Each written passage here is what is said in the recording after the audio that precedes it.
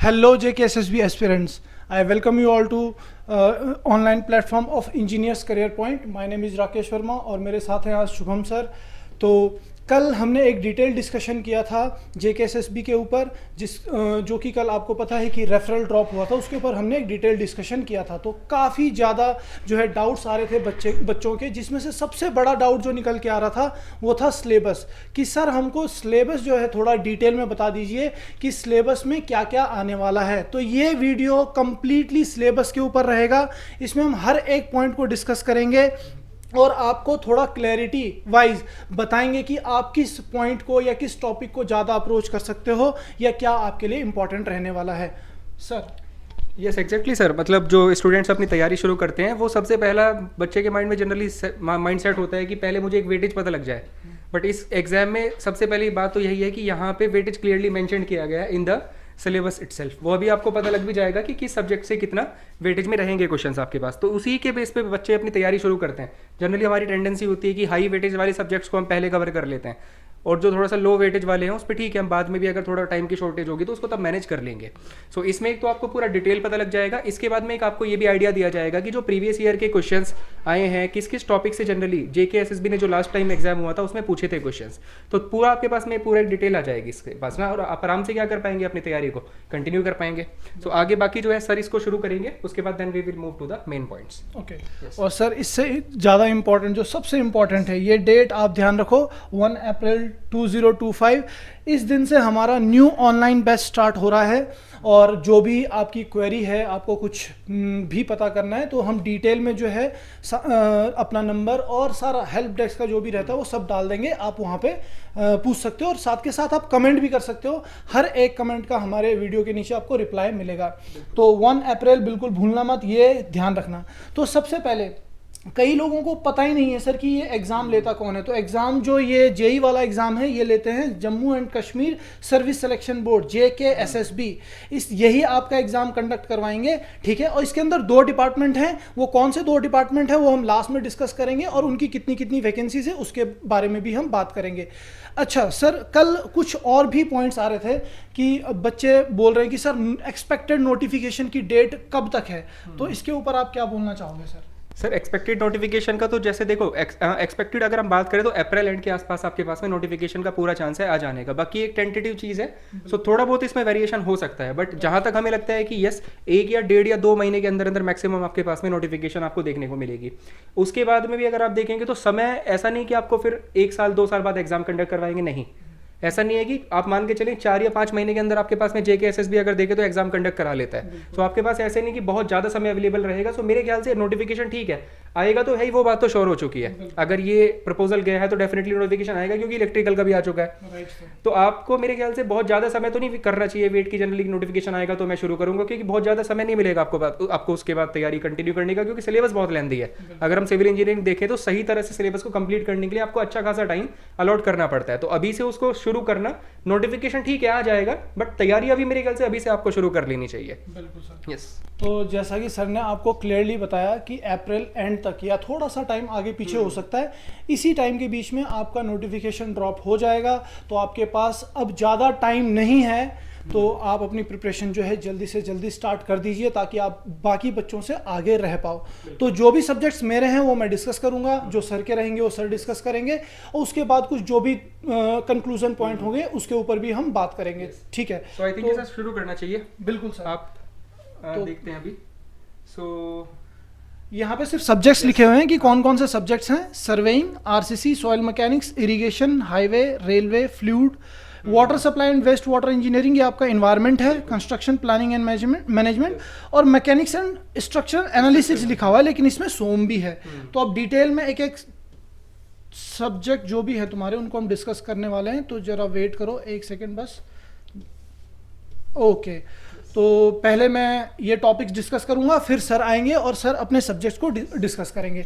तो स्क्रीन पे आप क्लियरली देख रहे होंगे पहला सब्जेक्ट लिखा हुआ है सर्वेइंग, और यहाँ पे वेटेज भी साइड पे लिखा हुआ है। तो सर्वेइंग में जो टॉपिक्स हैं, इंपॉर्टेंस ऑफ सर्वेइंग, सर्वेइंग की क्या इंपॉर्टेंस है, तो इसमें जो क्वेश्चंस बनते हैं, जो तुम्हारे पास फर्स्ट चैप्टर है जिसमें इंट्रोडक्शन पार्ट है सर्वेइंग का, जहाँ पे प्लान, मैप्स, आपके क्या बोलते हैं वर्नियर स्केल, ये सब चीज़ों के ऊपर जो है क्वेश्चंस पूछे जाते हैं। और सबसे ज़्यादा इंपॉर्टेंट इसमें जो रहता है प्रिंसिपल ऑफ सर्वे और आपका क्लासिफिकेशन ऑफ सर्वेइंग, इनके ऊपर ज़्यादा क्वेश्चन पूछेंगे। जैसे एस्ट्रोनॉमिकल सर्वे क्या होता है आपका, ठीक है, पूछ लेंगे प्रिंसिपल ऑफ सर्वे क्या होता है। तो ये पहले चैप्टर से रहने वाला है, यहाँ पे क्लियरली लिखा हुआ भी है प्रिंसिपल एंड क्लासिफिकेशन। नेक्स्ट है measurement of distance and direction. अब इसके अंदर सारा कुछ आ जाता है। देखो मेजरमेंट जो है हम दो टाइप से कर सकते हैं भाई, एंगुलर मेजरमेंट हो सकती है और लीनियर मेजरमेंट हो सकती है। तो लीनियर मेजरमेंट हम किससे करेंगे, वो करेंगे हम चेन एंड टेप से। और उसके बाद जो एंगल मेजरमेंट है वो आप थियोडोलाइट और कंपास से कर सकते हो। तो उसके ऊपर जो है आपको क्वेश्चन पूछेंगे। अब देखो यहाँ पे जो इंपॉर्टेंट हो जाता है वो हो जाता है लीनियर मेजरमेंट में करेक्शन, जो चेन और टेप के ऊपर हम करेक्शंस लगाते हैं वहां से काफी क्वेश्चन पूछता है। और कंपास तो आपको पता है बहुत ही इंपॉर्टेंट है, क्योंकि मैग्नेटिक बियरिंग हो गया, मैग्नेटिक डिक्लिनेशन हो गया, इनके ऊपर काफी क्वेश्चन पूछेगा। आपको फोर बियरिंग दे देगा, बैक बियरिंग पूछ लेगा, लोकल अट्रैक्शन से रिलेटेड कुछ क्वेश्चन पूछ लेगा। नेक्स्ट लेवलिंग, लेवलिंग काफी इंपॉर्टेंट है, हर बार ये क्वेश्चन लेवलिंग से डालते ही डालते हैं। और आपके पास जो लेवलिंग रहेगी वो सिंपल लेवलिंग और रेसिप्रोकल लेवलिंग से ही ज्यादा पूछा जाता है, या डिफरेंशियल लेवलिंग तक पूछेगा। आपको टिग्नोमेट्रिक लेवलिंग नहीं पूछेगा। देखो लेवलिंग के बहुत सारे टाइप है, वैसे दो टाइप का होता है मेजरली, डायरेक्ट इनडायरेक्ट। इनडायरेक्ट में हमारे पास जो है वो टिग्नोमेट्रिक लेवलिंग है, आपका बैरोमेट्रिक लेवलिंग है, हिप्सोमेट्रिक लेवलिंग है। उससे वो टॉपिक नहीं पूछता है आपसे सिर्फ सिंपल लेवलिंग, जो स्पिरिट लेवलिंग के टाइप्स हैं वहीं से क्वेश्चन जो है पूछेगा। नेक्स्ट है टेक्यूमेट्री, ये भी एक और तरीका है लीनियर मेजरमेंट और आपका एलिवेशन कैलकुलेट करने का। आपने देखा होगा इसका फॉर्मूला D = KS+C, वो डायरेक्ट इसी फॉर्मूले पे क्वेश्चन पूछेगा। थियोडोलाइट, अब थियोडोलाइट में जो टर्मिनोलॉजीज हैं जैसे स्विंगिंग ऑफ टेलीस्कोप, ये क्या होता है, ट्रांजिटिंग क्या होता है, इसके ऊपर जो है वो क्वेश्चन आपसे पूछेगा। ट्रैवर्सिंग, कंपास के बाद हम देखो ट्रैवर्सिंग भी पढ़ेंगे। ट्रैवर्सिंग बहुत इंपॉर्टेंट टॉपिक है, यहाँ से काफ़ी क्वेश्चंस रहेंगे आपके। कंटूरिंग, कंटूरिंग में जो आपकी हम पहचानेंगे कैसे कि ग्राउंड किस तरीके का है, तो कंटूरिंग से हम पता लगा सकते हैं कि किस टाइप का आपका नेचर है ग्राउंड का। इसके ऊपर भी काफ़ी क्वेश्चन पूछे जाते हैं। प्लेन टेबल सर्वे, कर्व, तो प्लेन टेबल सर्वे आपको पता है ग्राफिकल मेथड है जिससे हम क्या करते हैं, ग्राफिकल रिप्रेजेंटेशन करते हैं और किसी भी फीचर को एक हॉरिजॉन्टल प्लेन के ऊपर हम जो है ड्रॉ करते हैं। तो ये आपका प्लेन टेबल सर्वे से काफ़ी क्वेश्चन हो सकते हैं। कर्व अगर मैं बात करूं, मोर ओवर पिछले कुछ टाइम में बहुत ही कम क्वेश्चन जो है कर्व से पूछे गए हैं, लेकिन ये कि आपको सिंपल कर्व का जो पूरा डिटेल डायग्राम है वो थोड़ा पता होना चाहिए। तो यहाँ पे मोर ओवर अगर मैं देखूं तो इसमें फोटोग्रामेट्री नहीं है।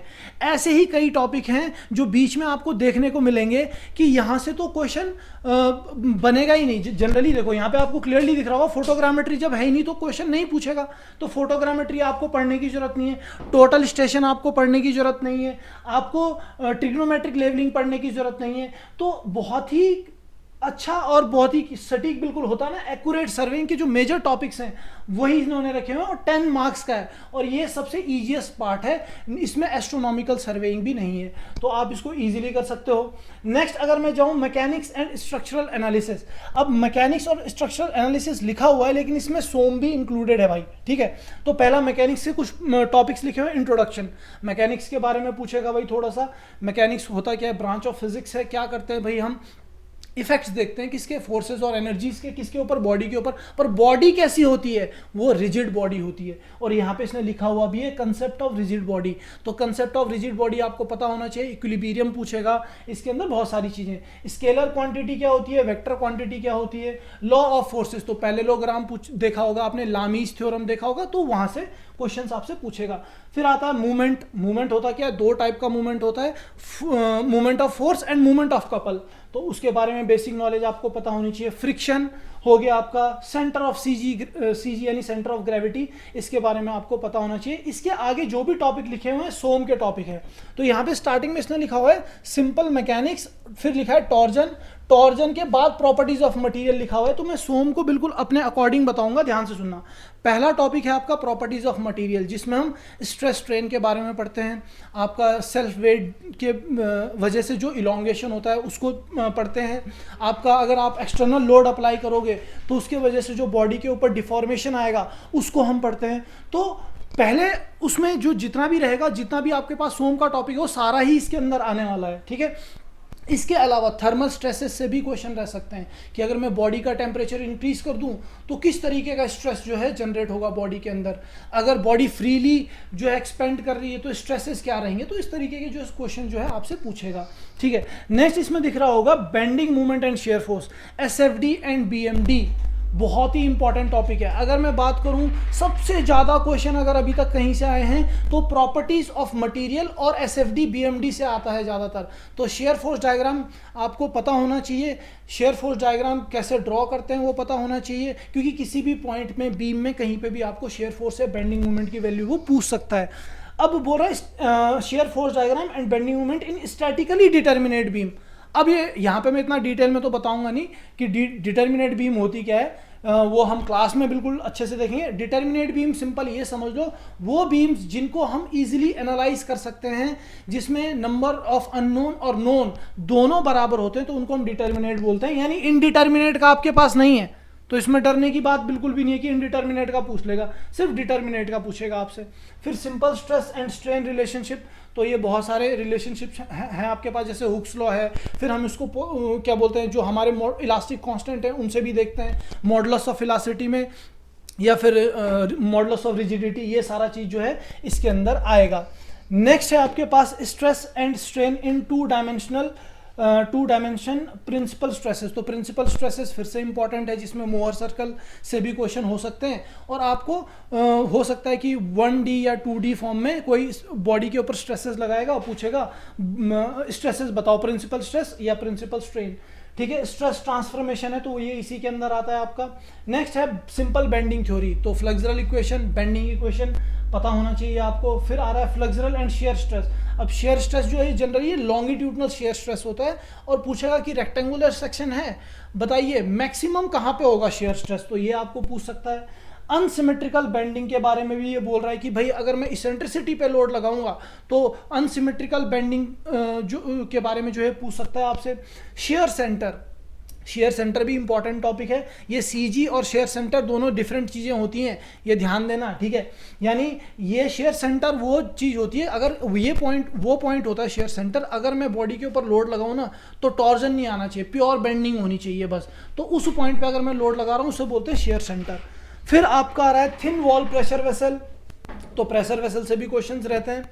फिर यूनिफॉर्म टॉर्जन इक्वेशन आपको पता है, टॉर्जन जो है काफ़ी इंपॉर्टेंट है, शाफ्ट से रिलेटेड काफ़ी क्वेश्चन तुमको पूछ सकता है। फिर नेक्स्ट बोल रहा है बकलिंग ऑफ कॉलम भी इसके अंदर है आपका। Combined and direct bending stresses, slope and deflection काफ़ी इंपॉर्टेंट है, ये ध्यान रखना, स्लोप एंड डिफ्लेक्शन बहुत ही ज़्यादा पूछा जाता है, इसमें स्टैंडर्ड रिजल्ट्स भी पूछे जाते हैं और आपको कुछ छोटा मोटा जो है क्वेश्चन भी पूछ लेगा। नेक्स्ट है एनालिसिस ऑफ ट्रसेस। अब यहाँ पे ध्यान से सुन लो, जो स्ट्रक्चर के टॉपिक हैं जैसे ट्रसेस, आर्चेज, और आपका आईएलडी तो नहीं पूछेगा तुमसे वैसे बेसिकली, या डिटर्मिनेसी इनडिटर्मिनेसी, तो ये बेसिक भी हम करवाते हैं, जो इसी के अंदर आएगा आपका, वो स्ट्रक्चर वाला पार्ट हो गया। तो एक टॉपिक ही लिखा हुआ है स्ट्रक्चर का, analysis of trusses, but arch से भी एक आधा क्वेश्चन हो सकता है, और आपका जो है डिटर्मिनेसी इनडिटर्मिनेसी से भी एक क्वेश्चन हो सकता है।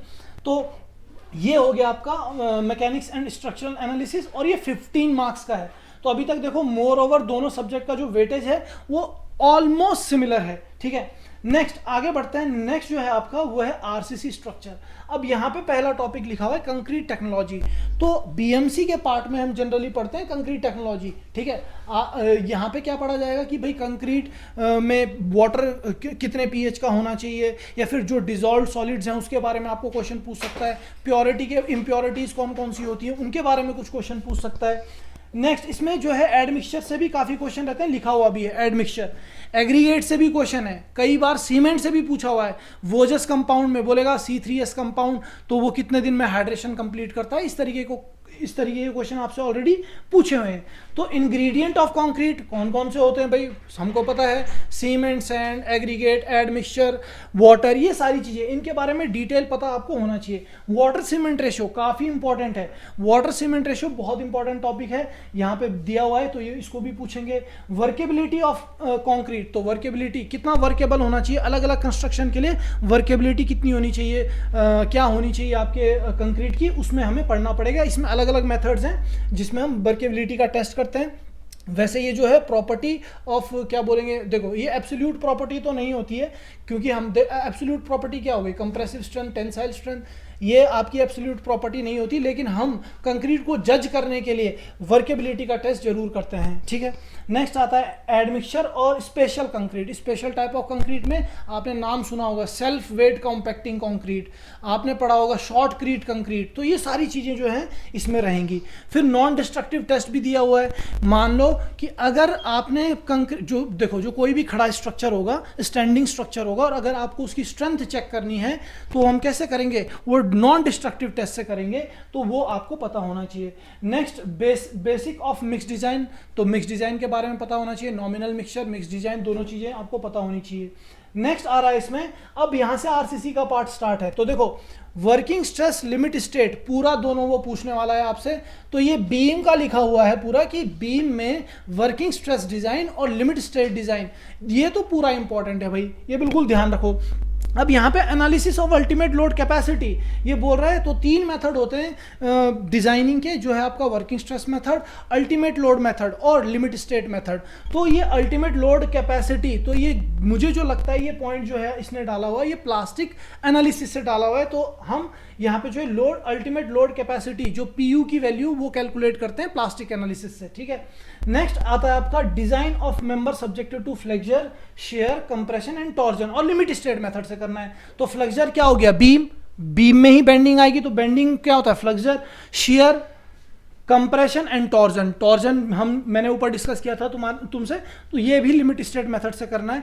अब आता है प्री स्ट्रेस, ये काफ़ी इंपॉर्टेंट है क्योंकि लॉसेस कौन पूछ लेता है, ये बहुत सारी एडवांटेज डिसएडवांटेज आपसे पूछ लेता है, तो प्री स्ट्रेस काफ़ी इंपॉर्टेंट टॉपिक है, यहाँ पे ध्यान रखना।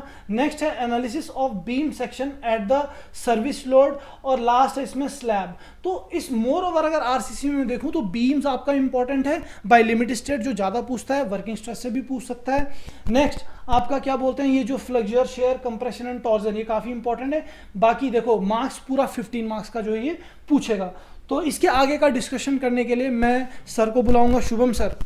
जी थैंक यू सर। अच्छा सर, इसमें एक चीज़ मैं जस्ट पूछ रहा था, बच्चों ने आपने बैच के बारे में बता दिया है कि लगभग 1 अप्रैल से बैच हमारा शुरू होगा, तो बच्चों का बहुत सारा होता है कि सर हम अपनी क्वेरी कहाँ पे रिजॉल्व कर सकते हैं, लाइक कोई भी कुछ भी पॉइंट होगा तो कुछ भी क्वेश्चन पूछना होगा, तो उसके लिए क्या ऑप्शंस अवेलेबल है हमारे पास में, जैसे ये कुछ बताइए इसके बारे में प्लीज एक बार। जैसे कि सर मैंने वीडियो के स्टार्टिंग में ही बता दिया था कि हम पूरा जो भी आपका हेल्प डेस्क नंबर है, डिटेल है, वो तो वीडियो के नीचे लगाएंगे, आप वहाँ पे भी पूछ सकते हो, आप कमेंट भी कर सकते हो, आप हमारी वेबसाइट पे जाके भी पता कर सकते हो, तो ये सारे जो है सोर्सेज हैं जहाँ से इनको पता चलेगा। Okay thank you. सो बाकी इसके अलावा जो भी बेसिक बातें होंगी वो भी हम करते रहेंगे। सो पहले एक बार थोड़ा सा देखो 3 सब्जेक्ट के बारे में डिस्कस हो चुका है, आगे फर्दर कंटिन्यू करते हैं। सो नेक्स्ट हमारे पास में है सॉइल मैकेनिक्स। सॉइल मैकेनिक्स का पहले एक बार वेटेज देख लेते हैं। अगर वेटेज जो इसमें आपके पास मेंशन किया है दैट इज लगभग 10 मार्क्स का।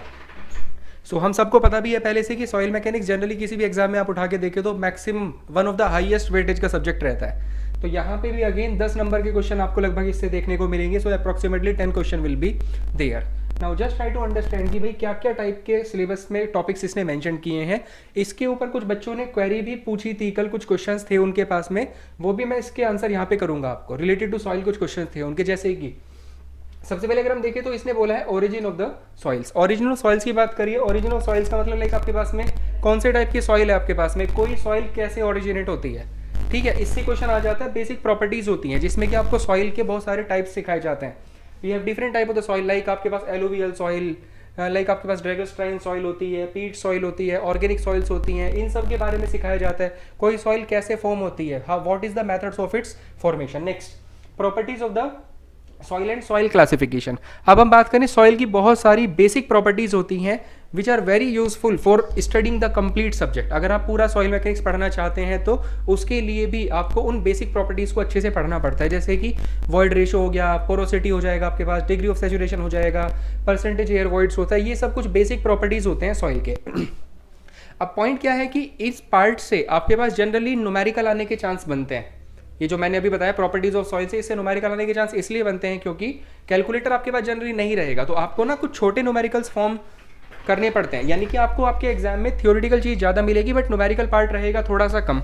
लेकिन जो कम न्यूमेरिकल पार्ट का मतलब बोलने का ये है कि थोड़े से न्यूमेरिकल ऐसे होंगे जो आप बिना कैलकुलेटर सॉल्व कर पाएंगे। तो जो पार्ट है प्रॉपर्टीज ऑफ सॉइल वाला, like void ratio, porosity, degree of saturation, इससे वो समटाइम्स न्यूमेरिकल बना देता है। आपको कुछ भी लिखेगा वॉइड रेशो और पूछेगा कि पोरोसिटी बताइए कैसे कैलकुलेट करेंगे, इसकी कितनी होगी पोरोसिटी, तो यहाँ पर आप सिंपल न्यूमेरिकल बनता है जो आप विदाउट कैलकुलेटर सॉल्व कर लेते हैं आराम से।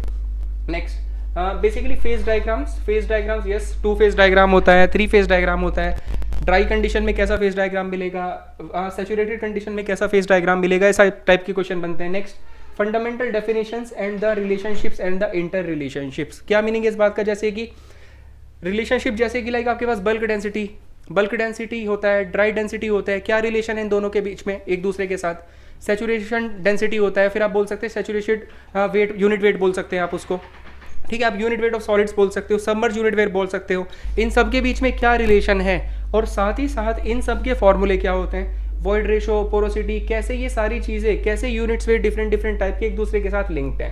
Next flow of the water through the soils, permeability and the seepage. ये पूरा पार्ट आपका इफेक्टिव स्ट्रेस का पार्ट है। अगर आप इसको देखें तो देखो इसने डायरेक्टली आपके पास में नहीं लिखी चीज़ें, बट यस अगर आपको सीपेज पढ़ना है, परमेबिलिटी पढ़ना है तो उससे पहले इफेक्टिव स्ट्रेस आपको पढ़ना ही पड़ता है। सो पहले आपको इफेक्टिव स्ट्रेस पढ़ाया जाएगा, उसके बाद पढ़ाया जाएगा सीपेज पढ़ाया जाएगा, परमेबिलिटी पढ़ाया जाएगा, फिर आपको उसकी कंडीशंस बताई जाएंगी, अलग अलग क्विक सैंड कंडीशन होती है, क्या रीजन है क्विक सैंड कंडीशन के, सारी चीज़ें आपको सिखाई जाती है। So that part is also very very important. Darcy's law क्या होता है, परमेबिलिटी क्या होती है, किन फैक्टर्स पे परमेबिलिटी डिपेंड करती है, कैसे परमेबिलिटी को पता करते हैं, that part becomes very important. And effective stress clearly यहाँ पर मेंशन कर दिया, जैसे मैंने बताया भी था इफेक्टिव स्ट्रेस तो आपको पढ़ना ही पड़ता है अगर आप परमेबिलिटी सीपेज को अच्छे से जानना चाहते हैं तो।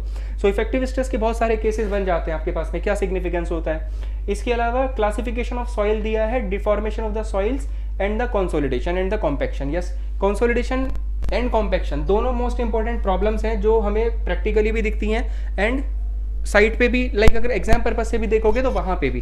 कॉम्पैक्शन क्या होता है, कॉम्पैक्शन मतलब सॉइल को डेंस करना, कंसोलिडेशन मतलब उसमें से वाटर का एक्सपेल आउट होना। कॉम्पैक्शन में क्या तरीके होते हैं कॉम्पैक्शन करने के, किस टाइप की सॉइल पे कौन सा मेथड ऑफ कॉम्पैक्शन सुटेबल होगा। कंसोलिडेशन, प्राइमरी कंसोलिडेशन, क्या क्या इसमें अलग अलग टाइप के टेस्ट होते हैं आपके पास में फिर से ना, तो वो सारी स्टडी इंपॉर्टेंट बन जाती है। Next shear strength of the soil, shear strength characteristics. Yes, shear strength characteristics की बात करें तो very important for the exam purpose. क्यों, क्योंकि बहुत सारे टेस्ट हैं इस चैप्टर के अंदर। डायरेक्ट शेयर टेस्ट है आपके पास, ट्राई एक्सियल टेस्ट हो जाता है, ट्राई एक्सियल टेस्ट की condition U condition, UD condition, C U condition, तो उन कंडीशन से क्वेश्चन डेफिनेटली आ जाते हैं आपके पास में। वेन शेयर टेस्ट होता है। नेक्स्ट आपके पास में जैसे प्लेट लो टेस्ट, एसपीडी, डेंसिटी कंट्रोल। अब देखो ये डायरेक्टली ना अलग से तो मेंशन नहीं करा फाउंडेशन के बारे में। इसने कल बच्चे ने क्वेश्चन पूछा था कि सर फाउंडेशन इंजीनियरिंग आता है क्या इस सब्जेक्ट के इसमें एग्जाम के अंदर, तो इसने डायरेक्टली आपको लिखा नहीं है कि भाई फाउंडेशन भी आएगा आपका। लेकिन ये जो टॉपिक है, प्लेट लोड टेस्ट हो गया आपके पास, एसपीटी स्टैंडर्ड पेनिट्रेशन टेस्ट हो जाएगा आपके पास में, बियरिंग कैपेसिटी हो जाएगा, इट्स मेथड्स हो जाएगा डिटर्मिनेशन का, तो ये सब आपके पास फाउंडेशन का ही पार्ट है। तो यस, हम क्लियर कह सकते हैं कि हाँ फाउंडेशन इंजीनियरिंग आएगा आपके पास में। ऐसा करेंगे, ये बहुत सारे सब्जेक्ट्स के अंदर इन्होंने ऐसे किया है कि टॉपिक डायरेक्टली मेंशन नहीं करा सिलेबस में, लेकिन इनडायरेक्ट तरीके से आपको आइडिया जरूर दिया है। जैसे एक यहाँ पे बता दिया कि फाउंडेशन आएगा आपके पास में, ये प्लेट लोड टेस्ट, सॉइल की कैपेसिटी निकालने के तरीके होते हैं, standard penetration test, measurement of the field density by the core cutter method, sand replacement method, soil exploration, bearing capacity and its methods. अलग अलग टाइप की bearing capacity, gross bearing capacity, net bearing capacity, ये सब foundation engineering का ही part है। Even soil exploration तक की भी चीज़ें कवर कर रहे हैं। जनरली बहुत सारे लोग सोचते हैं कि सॉइल एक्सप्लोरेशन वाले पार्ट को छोड़ के चले जाते हैं, लेकिन नहीं, इसने क्लियर मेंशन कर दिया है कि सॉइल एक्सप्लोरेशन, सॉइल को एक्सप्लोर करना, सैंपल्स लेना ग्राउंड में से, कैसे कैसे टाइप के सैम्पलर्स होते हैं, किस टाइप की सॉइल के लिए कौन सा सैम्पलर सुटेबल होगा, ये वाला पार्ट भी इसने लिख दिया है सॉइल एक्सप्लोरेशन लिख के आपके पास में।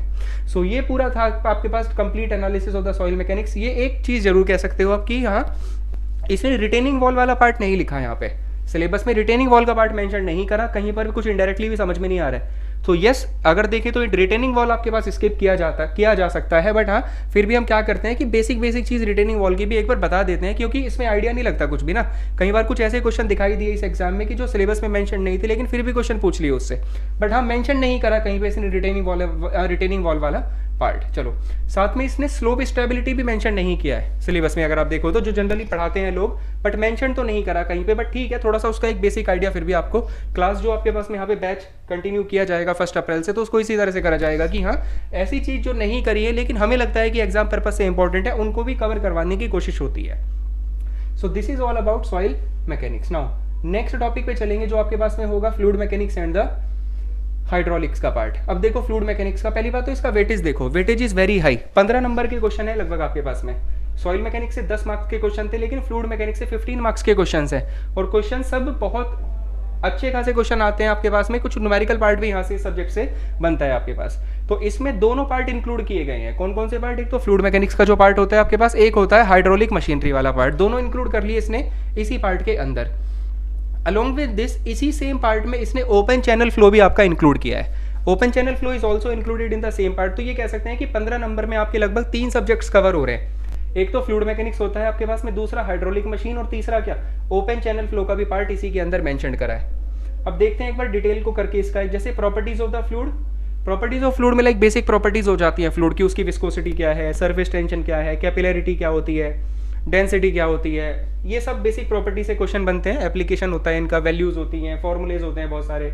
हाइड्रोस्टैटिक प्रेशर, यस प्रेशर में न्यूमेरिकल भी बनेगा, और साथ में प्रेशर में आपके पास में डिवाइसेस से भी क्वेश्चन बनते हैं कि किस टाइप की डिवाइस किस टाइप के प्रेशर को मेजर करने के लिए यूज़ की जाती है। बैरोमीटर्स होते हैं, मैनोमीटर्स होते हैं आपके पास में, ये सब पूछता है आपसे।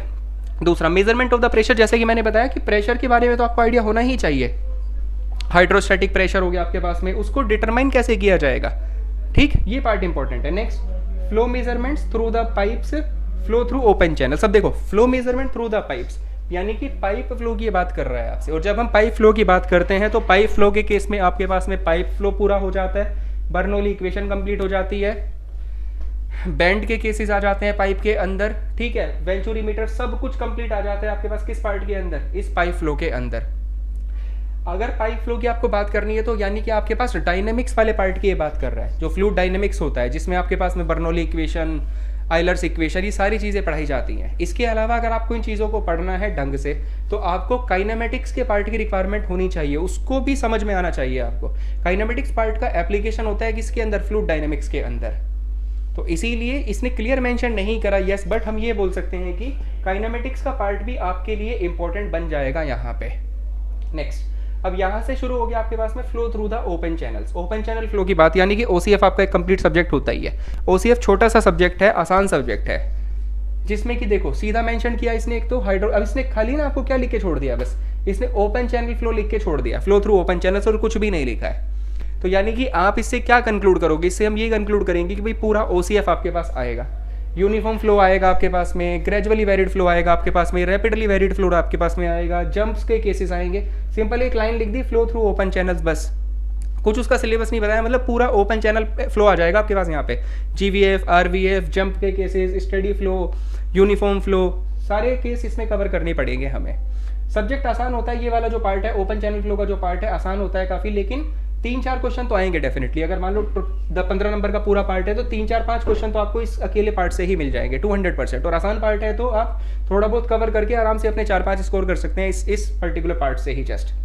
Next, hydraulic pumps, principle of the conservation of the mass, momentum, energy and the corresponding equations. Yes, तो ये हाइड्रोलिक पंप आपका पार्ट हो गया, फ्लूइड मशीनरी का पार्ट हो गया। यस, इसके अलावा ये जो बात कर ही रहा था मैं अभी आपसे ना कि भाई पोटेंशियल फ्लो क्या होता है, application of the momentum, Bernoulli equation, ये सारा पार्ट हो जाएगा आपके पास, काइनेमेटिक्स का पार्ट हो जाएगा। जैसे मैंने बता ही रहा था ना कि पोटेंशियल फ्लो क्या होता है, स्ट्रीम फंक्शन क्या होता है, ये सारी चीज़ पता होनी चाहिए। बर्नौली इक्वेशन का मैंने जस्ट अभी आपको बताया था।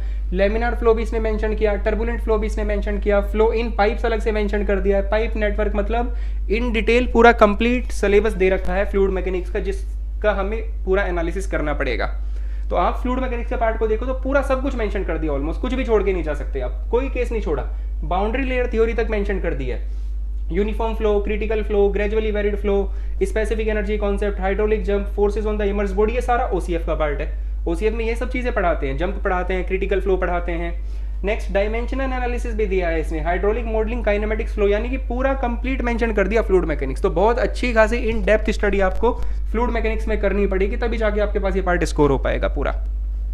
So this is all about the fluid mechanics. तो अब इसमें जो है नेक्स्ट सब्जेक्ट की तरफ चलेंगे हम, that will be what, our irrigation engineering. इसके लिए मैं सर को बुलाऊंगा, सर आगे इसमें फर्दर अपना नेक्स्ट इससे शुरू करेंगे। बिल्कुल सर, काफ़ी डिटेल में आपने हर एक चीज़ को डिस्कस किया है, तो फिर आगे बढ़ते हैं भाई। नेक्स्ट सब्जेक्ट जो है वो है इरिगेशन इंजीनियरिंग। अभी सर ने जैसा तुम लोगों को बताया कि ये टॉपिक लिख नहीं रहा है कि बिल्कुल ये टॉपिक आएगा, जैसे बीएमसी नहीं लिखा है लेकिन उसमें सीटी के क्वेश्चन हैं, सीमेंट के क्वेश्चन हैं, हर चीज़ पूछ रहा है। सेम वहाँ पे लिखा सिर्फ फ्लूइड था लेकिन उसमें ओपन चैनल फ्लो भी है, और सर ने बताया पूरा डिटेल में आपको जीवीएफ आरवीएफ सारा कुछ पूछ रहा है। सेम यहाँ पे भी ऐसे ही है भाई, यहाँ पे हाइड्रोलॉजी कहीं नहीं लिखा हुआ है लेकिन हाइड्रोलॉजिकल साइकिल एक चीज़ लिखी हुई है बस। तो इसका मतलब है हाइड्रोलॉजिकल साइकिल में तो सारी चीज़ आ जाती है, आपका इवेपोरेशन आ जाता है, ट्रांसपिरेशन आ जाता है, आपका इन्फिल्ट्रेशन आ जाता है, ये सारी चीज़ें आ जाती हैं। तो वो क्वेश्चन हाइड्रोलॉजी से भी पूछता है। हाइड्रोलॉजी सिर्फ हाइड्रोलॉजिकल साइकिल लिखा हुआ है लेकिन हाइड्रोलॉजिकल साइकिल में ये सारी चीज़ें होती हैं, तो हाइड्रोलॉजी भी आपको जो है करना पड़ेगा। और प्रीवियस ईयर में इन्होंने हाइड्रोग्राफ से भी काफ़ी क्वेश्चन जो है पूछे हुए हैं, तो आपको ये चीज़ पता होनी चाहिए, ठीक है। ओके, नेक्स्ट अब देखते हैं जरा इरिगेशन। इरिगेशन में इंट्रोडक्शन, तो इंट्रोडक्शन में क्या रहता है, इरिगेशन है क्या, टेक्निक्स क्या है, इरिगेशन के टाइप्स क्या हैं, पूछेगा स्प्रिंकलर इरिगेशन कहाँ पे इंपॉर्टेंट है, ड्रिप इरिगेशन कहाँ पे इंपॉर्टेंट है। तो ये सारे क्वेश्चन जो है जनरली फर्स्ट चैप्टर से रहते हैं। नेक्स्ट आएगा वाटर रिक्वायरमेंट ऑफ क्रॉप। इसमें सबसे इंपॉर्टेंट टॉपिक जो है वो है वाटर रिक्वायरमेंट ऑफ क्रॉप, जिसमें डेल्टा ड्यूटी से रिलेटेड क्वेश्चन होते हैं।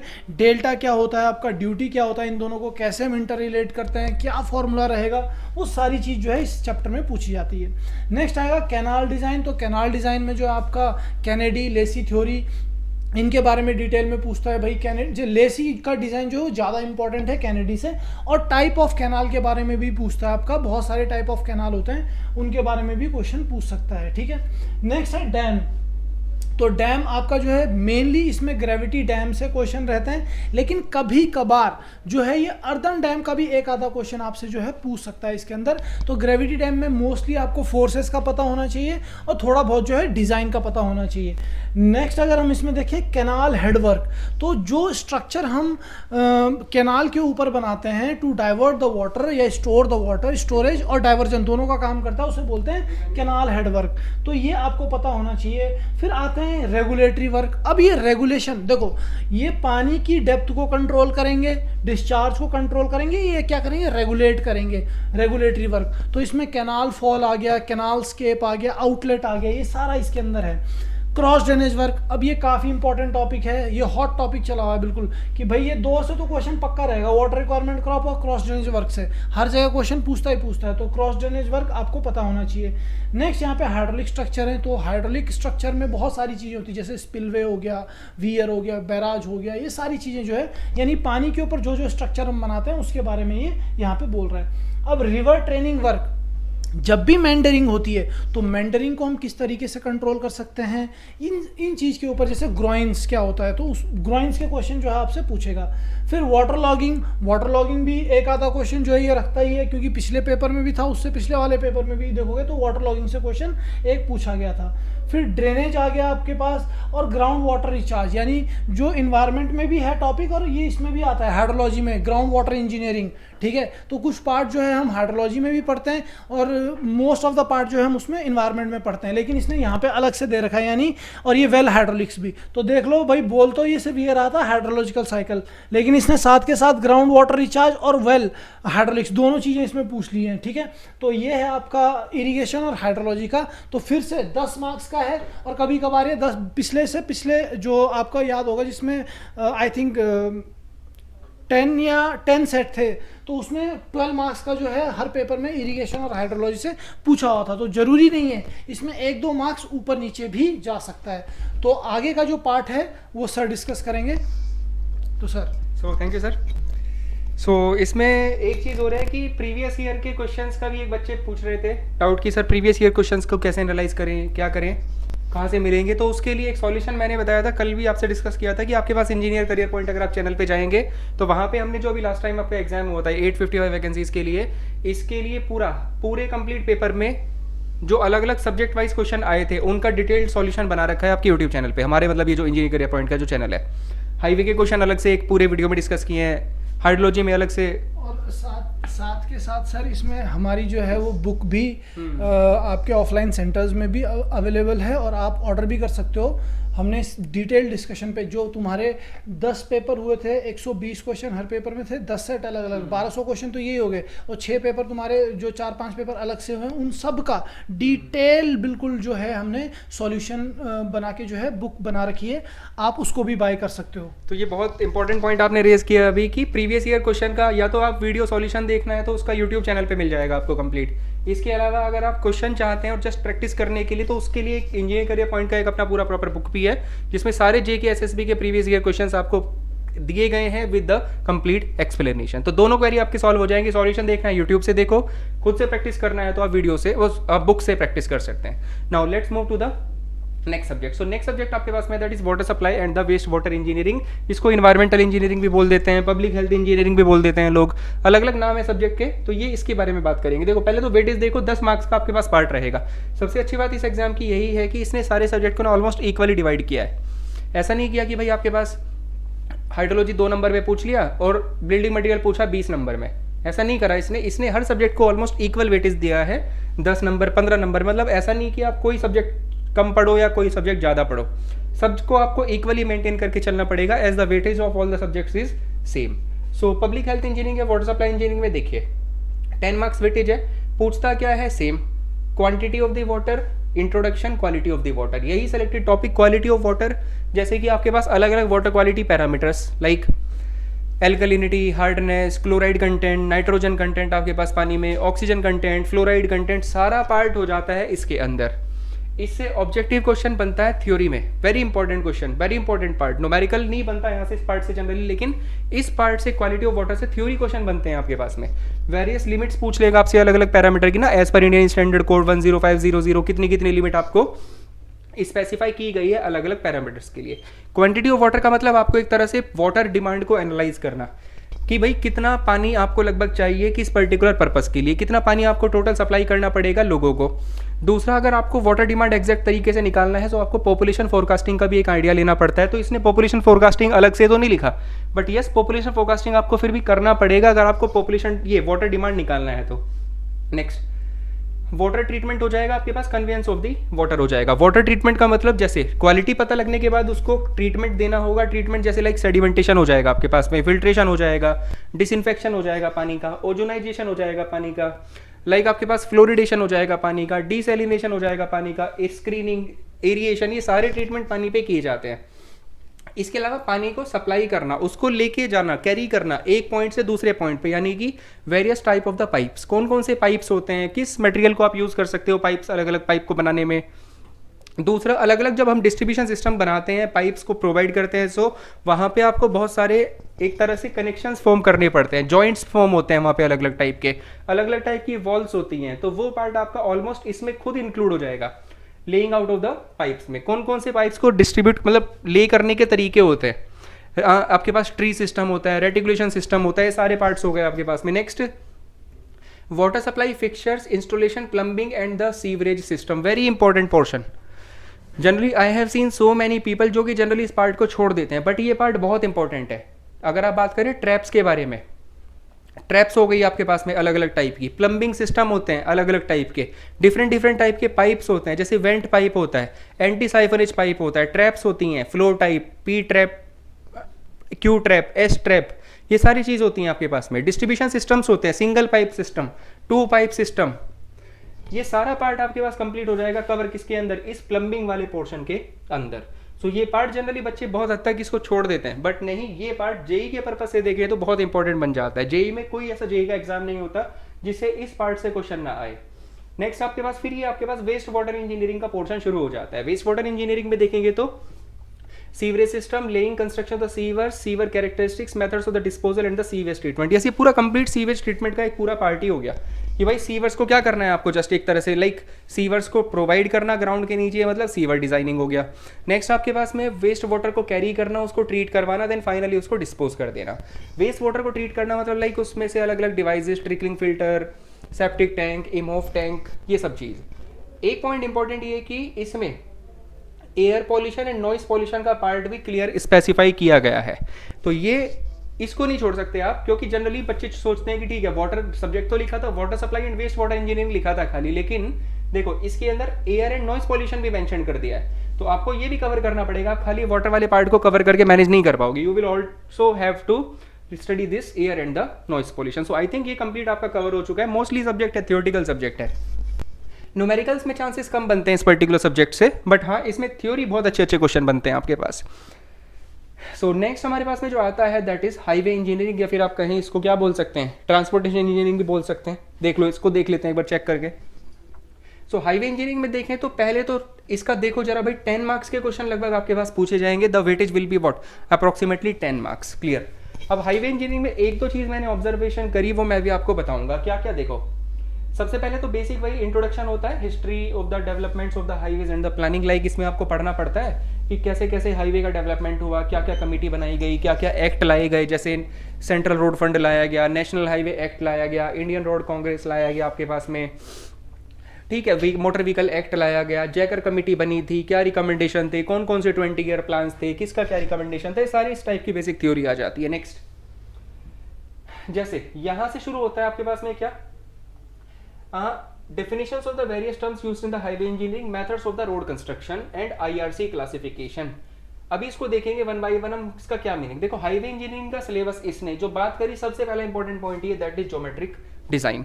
अब ज्योमेट्रिक डिजाइन खुद ही अपने आप में एक बहुत बड़ा टॉपिक बन जाता है, जिसके लिए पूरा कोड फॉलो करना होता है आपको, IRC 73, उसके हिसाब से पूरा कंप्लीट आपको ज्योमेट्रिक डिजाइन पढ़ना होता है। Super elevation, camber, transition curve, summit curve, valley curve, सारी चीज इसके अंदर आ जाती है।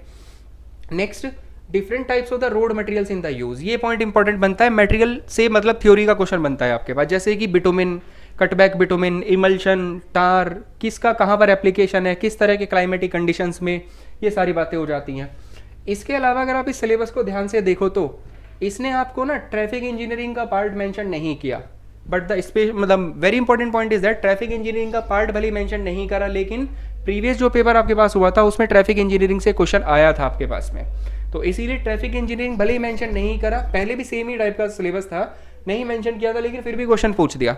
और अगर मैं बात करूं, अगर आपको अदर टॉपिक्स पढ़ने हैं, जैसे कि लाइक हाईवे डिजाइनिंग पढ़ना है आपको ना, पेमेंट डिजाइन पढ़ना है, अगर आपको फ्लेक्सिबल पेमेंट, रिजिड पेमेंट का, तो आपको पता होना चाहिए ट्रैफिक इंजीनियरिंग के कुछ कॉन्सेप्ट्स का। ट्रैफिक ग्रोथ रेट किस वॉल्यूम के लिए डिजाइन करते हैं, किस स्पीड के लिए डिजाइन करते हैं, तो वो सारी चीज़ ट्रैफिक इंजीनियरिंग के अंदर ही कवर करनी पड़ती है। तो बताया तो नहीं अलग से ट्रैफिक इंजीनियरिंग, लेकिन फिर भी क्वेश्चन पूछा उससे, और पेमेंट डिजाइनिंग में तो उसका एप्लीकेशन आता ही है, तो इसीलिए वो पार्ट भी आपको पढ़ना पड़ेगा। यहाँ पे भले ही ना दिया हो तो हम कराते भी इसी तरीके से कि वो पार्ट पढ़ा देते हैं आपको।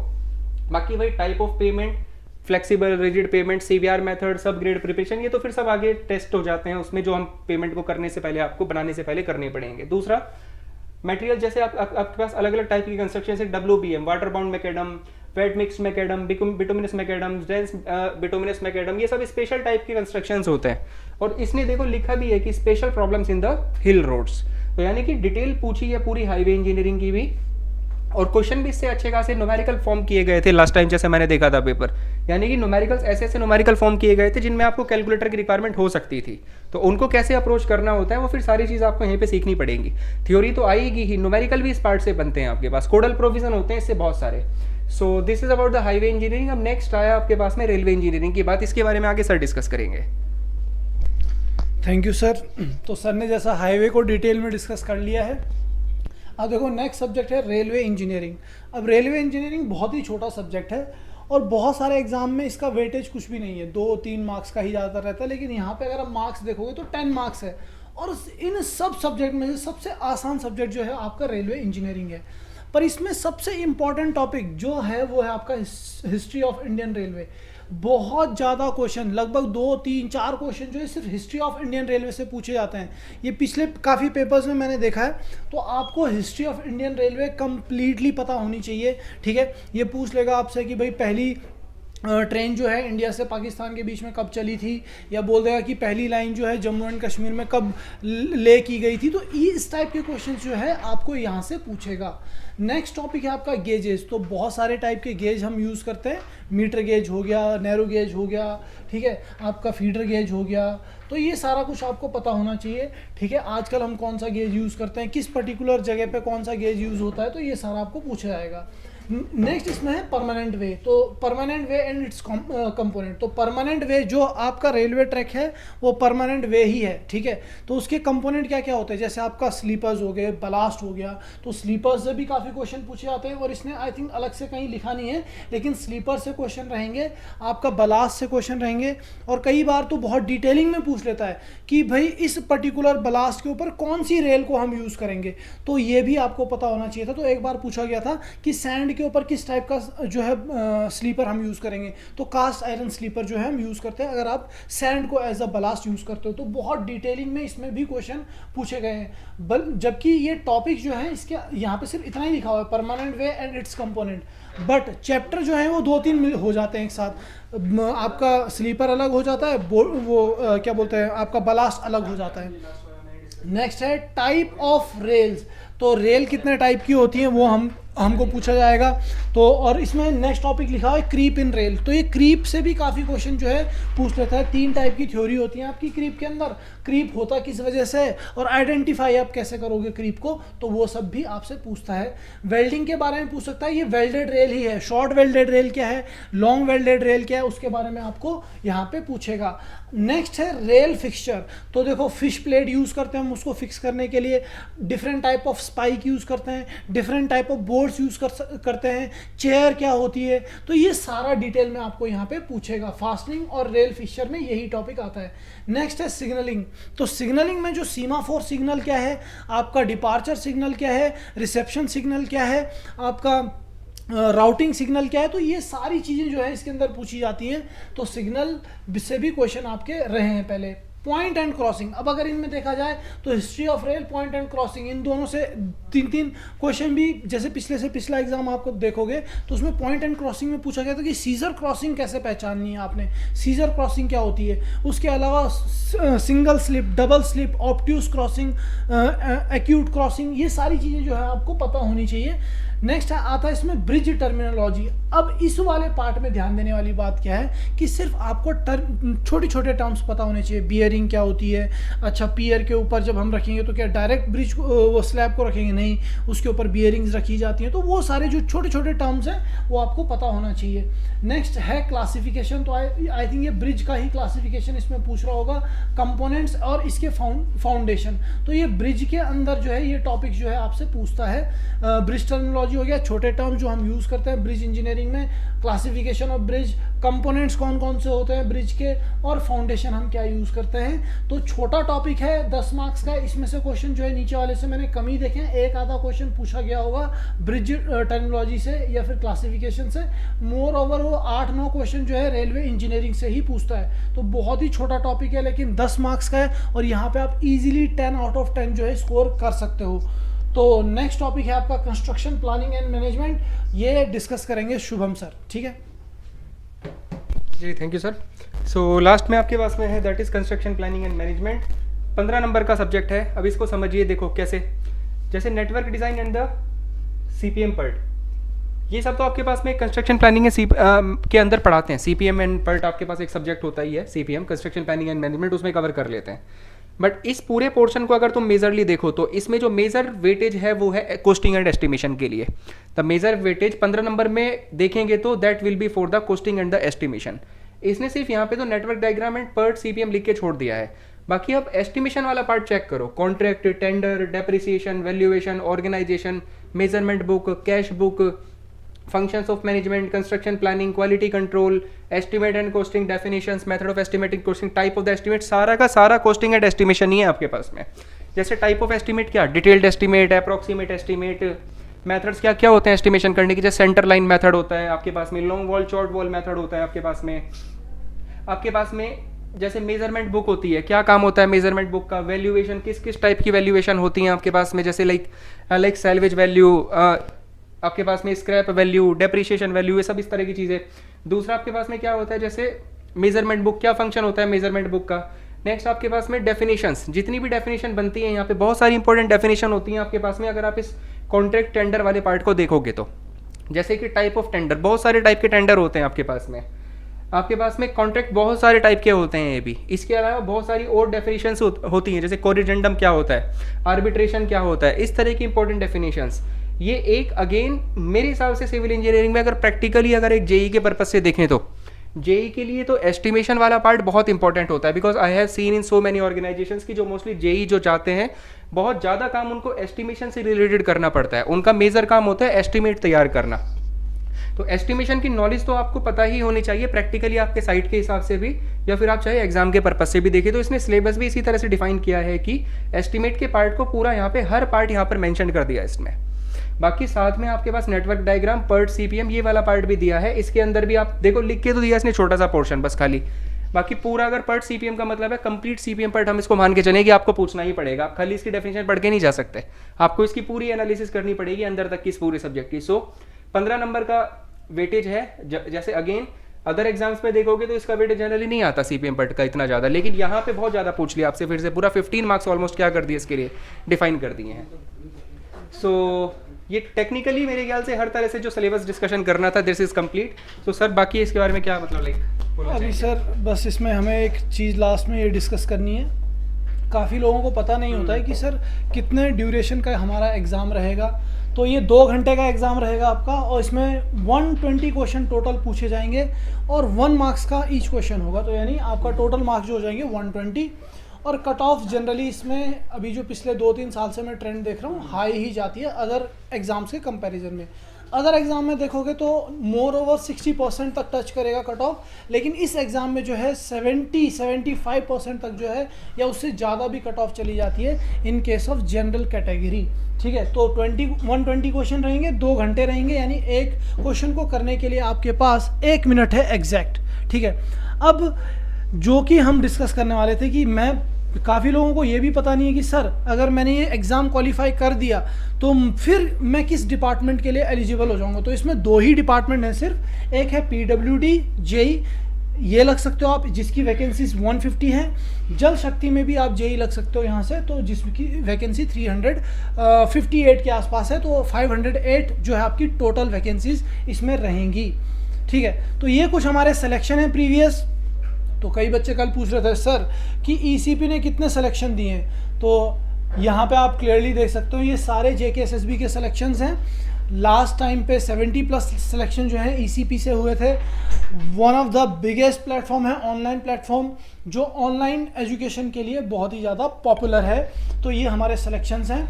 अब कुछ पॉइंट्स सर जो बच्चे कल पूछ रहे थे उनमें से कुछ पॉइंट्स का आंसर आप करना चाहोगे। जैसे बच्चे ये पूछ रहे थे कि सर प्रिपरेशन का जो तरीका है वो कैसे होना चाहिए, जैसे हमने सिलेबस डिस्कस कर दिया इनसे, तो आगे का किस तरीके से। तो मेरे हिसाब से ये है कि सबसे पहला तो आप डायरेक्टली क्वेश्चन प्रैक्टिस ना करने शुरू करें। जिनका सिलेबस नहीं हुआ है कंप्लीट उनको सबसे पहले फोकस करना चाहिए सिलेबस पे।